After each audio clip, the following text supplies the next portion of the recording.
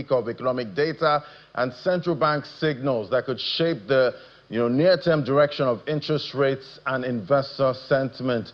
All eyes kick off today with remarks from Federal Reserve Chair Jerome Powell. As markets look for clues on the policy path on Tuesday, that brings latest JOLTS job opening reports offering insight into labor demand, followed by key purchasing managers index. That's coming definitely from most of the global countries there for PMIs, showing what to expect with how much the producers are paying to produce most of those goods, and might see the clues there on what's played out in March with rising energy prices. Then on Thursday, unemployment claims, that's in the U.S. Investors will be watching out for that. So many employment data, coming this week in the U.S. Then for Friday, we have non-farm, payroll. So definitely it's a packed week, but investors will be watching out for what Fed Chair Jerome Powell will have to say today. And definitely we're looking out for that, and we'll get you sound bites, later on. All right, let's get a check on what's playing out in the UK. We've seen rising energy prices also, rattling citizens right there. Joining me now to unpack what's playing out and what to expect this week, we have Juliana Olayinka as a London Bureau Chief. Great to have you on the show, Juliana. Good morning. Good morning, Laddie. So, Juliana, first off, before we get into other matters, are you feeling the squeeze at the pumps in the UK? Honestly, I think we're all starting to feel it, even if you can't feel it now forensically, because we know a lot of this data is all vision-driven. I think, you can actually feel the nerves from the markets and from the ministers. So, yes, I think it's going to be a very decisive week here in the UK. Right, I'm talking about the minister. Seems she's going to be quite busy today. That's talking about Rachel Reeves. She's expected to tell G7 to accelerate shift to clean energy. What are you hearing about that? Yeah, it's going to be pretty interesting. We know that the Chancellor, who's been pretty embattled over the past couple of weeks, she's set to join an emergency virtual meeting of G7 finance ministers, energy ministers and central bank governors at about lunchtime today. And this is basically about the Middle East conflict, which is dominating all headlines across the world. Now, the focus, as you said, is possibly about the transition, but mostly about how the G7 can stabilize energy supply, manage rising prices, and prevent further disruption to global markets. Now, quite interestingly, Sir Keir Starmer is on television now, on UK television.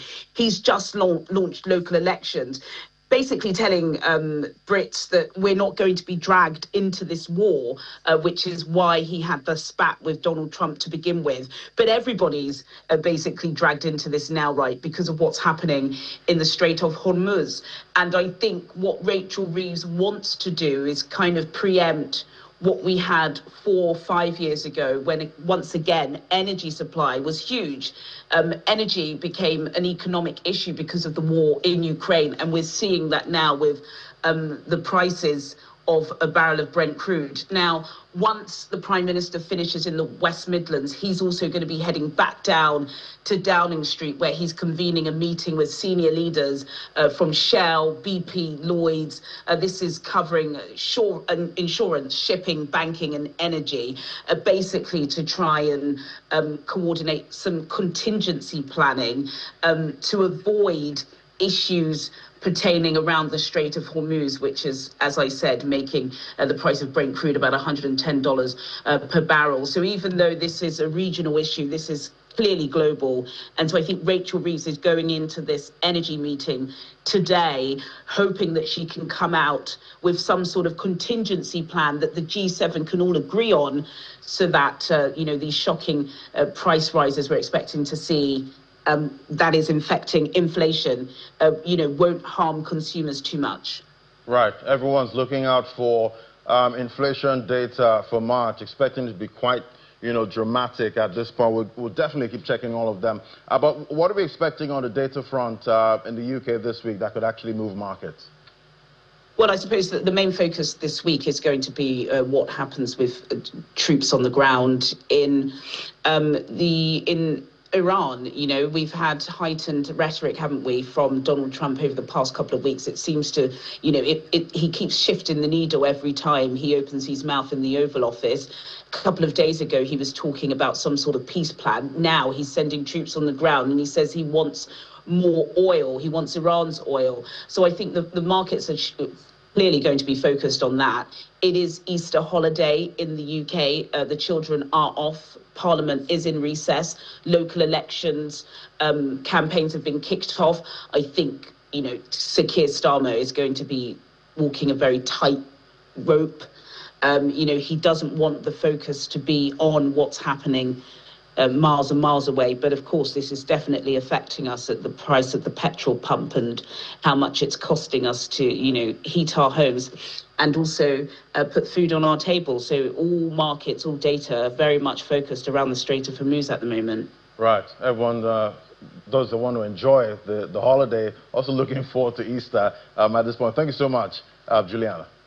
Thanks, Laddie.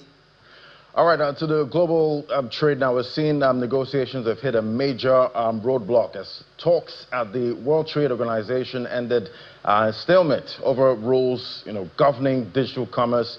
Disagreements between major economies, including the United States and key developing nations, prevented any extension of a long-standing moratorium on tariff for e-commerce, raising fresh uncertainty for global digital trade.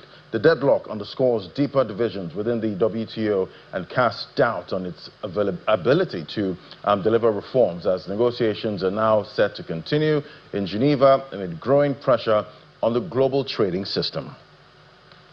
And Cuba's deepening energy crisis is now at the center of a widening geopolitical standoff as U.S. President Donald Trump faces mounting pressure over a controversial fuel blockade on the island. The move aimed at squeezing Havana's government has triggered widespread blackouts and economic disruption, even as a Russian oil tanker heads towards Cuba, testing Washington's resolve. The situation is further complicated by global energy tensions linked to disruptions in the Strait of Hormuz, raising concerns that the crisis could spill over into broader oil markets and intensify geopolitical rivalries.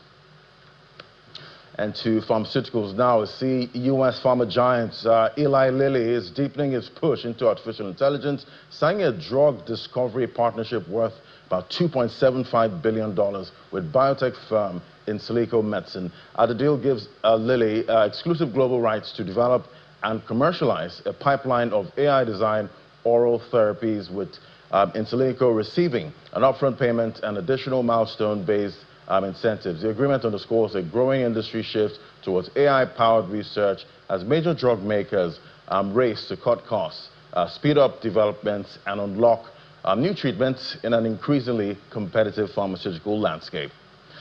And those are the top stories right there in the global space. I'll hand things back over to Ini.